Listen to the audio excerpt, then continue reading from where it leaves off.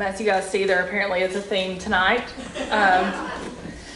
As a teenager, instead of going through my rebellious phase, I was in church 3 times a week.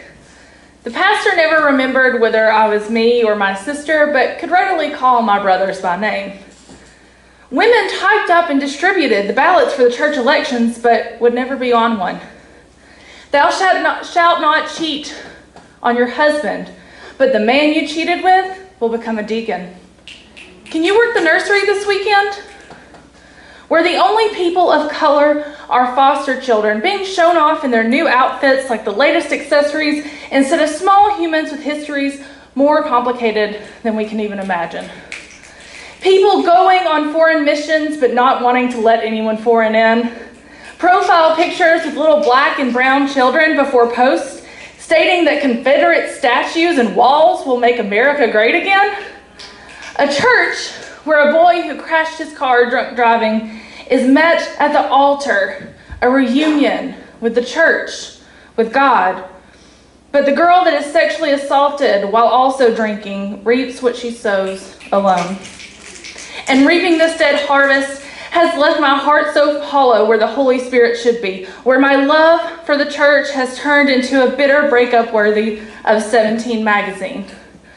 For the younger people, magazines are where we used to read gossip and look at lists and sometimes a little bit of news before BuzzFeed said, "I'm gay, but," and then also partnered with Chick-fil-A, who gives money to people who believe in conversion therapy. I digress. I must address the Old Testament incest, human sacrifice, and rape culture that you seem to ignore when calling someone a homo or a whore, and that you only want to take literal when you want to get physical and throw stones at my brother's husband, who is closer to God than I can ever imagine to be.